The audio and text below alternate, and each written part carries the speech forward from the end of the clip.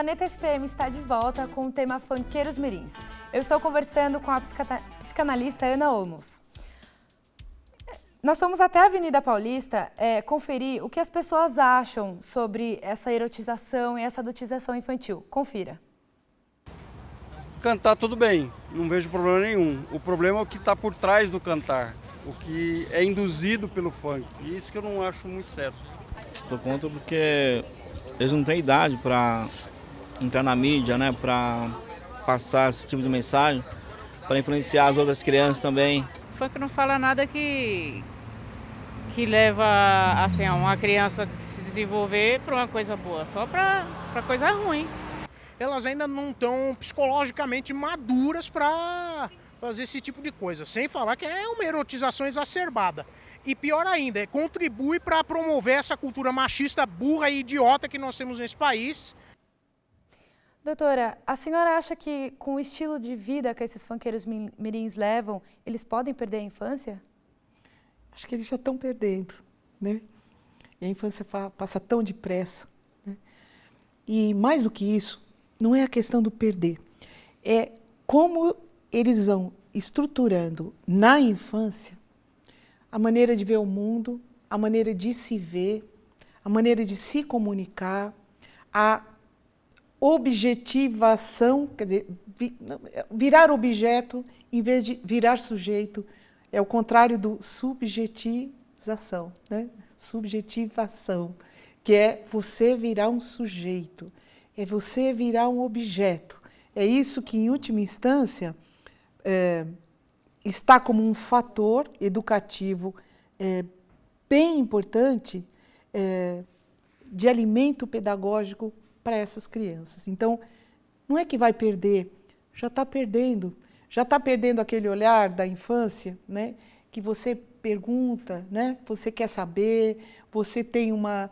Não, as respostas elas são dadas estereotipadas e com funções mercadológicas.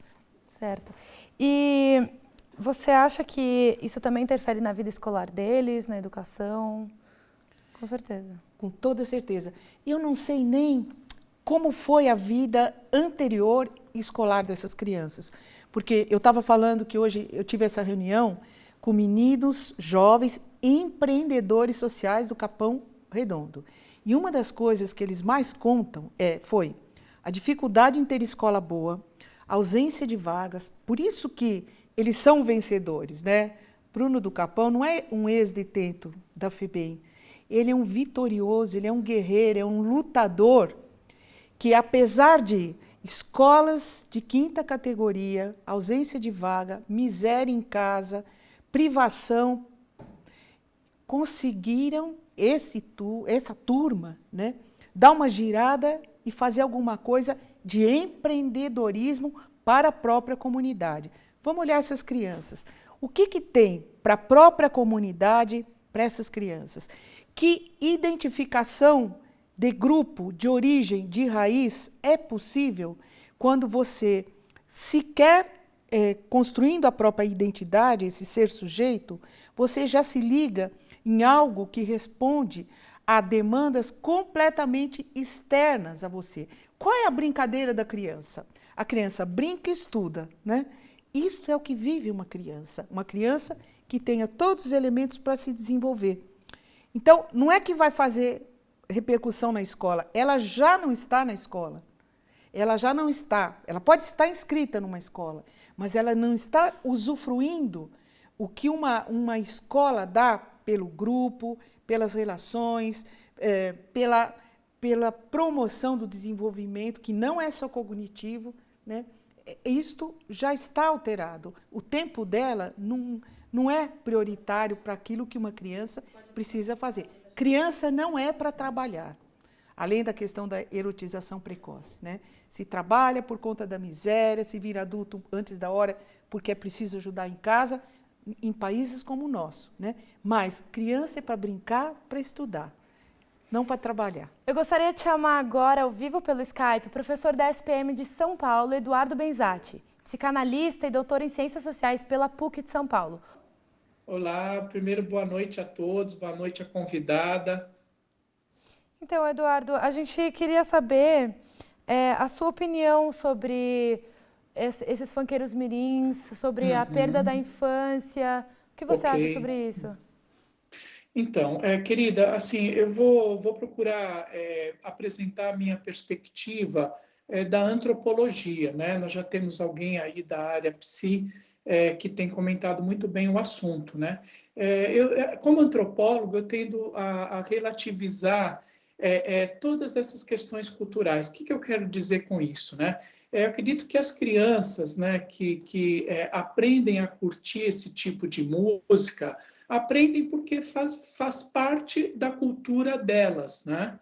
Então, o que eu estou querendo dizer, assim, é que essas subculturas, no sentido de determinados grupos fechados, são culturas muito fortes, né? E a criança aprende por imitação. Aliás, todos nós aprendemos por imitação, né? Mas até que ela tenha a capacidade de poder filtrar essas coisas, ela aprende por imitação, né? O que eu quero dizer? Eu quero dizer que, né, uma criança pode aprender a gostar de rock, pode aprender a gostar de qualquer tipo de música que ela esteja sendo exposta, né? No caso dessas crianças, é do funk, né? E aí, veja bem, né? Eu acho que deve ter, não é uma questão de gênero, o que eu quero dizer eu acho que não deve ter funks bons, deve ter funks bons e funks ruins, né? Agora, se ela está exposta a determinado tipo de letra, determinados valores, né? Ou mesmo essa questão do erótico infantil, né? Eu acho que quem tem que fazer esse filtro, quem tem que fazer essa avaliação são os pais, né? São os pais, né? Eu tenho a minha opinião, né? Se fosse um filho meu, não permitiria, assim como não permitiria que ele tivesse exposto a outros tipos, né, de música. Você entende o que eu estou querendo dizer? Eu acho que a gente tem que relativizar isso, né? Os pais que têm que verificar o quanto é prejudicial. E, Eduardo, qual é a influência dessas crianças, desses funkeiros mirins, na vida de outras crianças? Eu acredito que assim, né? Todos nós fomos criança, no sentido de que, né? Se na comunidade isso é um valor, ela pode, outras crianças podem querer imitá-las, né? Assim como também, se elas estão expostas na mídia, nas redes, outras crianças podem querer imitá-las, né? O que eu estou querendo colocar, assim, é a mesma resposta anterior, né? Os pais têm que saber o limite dessas coisas, né? Eu na minha opinião, né, eu não ia expor uma criança a outros tipos de música também, né? Então, o que eu estou lhe colocando é isso, né? A mídia joga um papel muito forte nessas questões, né? É claro que são valores que talvez nós, né, da pequena burguesia, a gente não compactua com esses valores, né? Mas eu acho que a gente também tem que pensar isso dentro da comunidade, né? Como é que eles veem isso, né? Então, acho que essa é uma questão assim, né? Cabe à escola, cabe aos pais e cabe à escola pensar isso, né? Doutora Ana, qual é a sua opinião? Olha, o bom da conversa é a gente dialogar, né? Claro. Escola, pais, quando eu falei daquela pizza de fatores que participam da formação das nossas percepções e a da criança, eu levei em consideração pais, escola, outros modelos que vêm da mídia, a cultura onde se vive, a estrutura social. Né? Agora, tem uma coisa, eu vou dar um exemplo do consultório, que é sobre a história dos pais decidirem. A última coisa, dos últimos 25 anos que me chega no consultório, são crianças cujos pais não têm noção do risco que elas correm por não terem limite nenhum.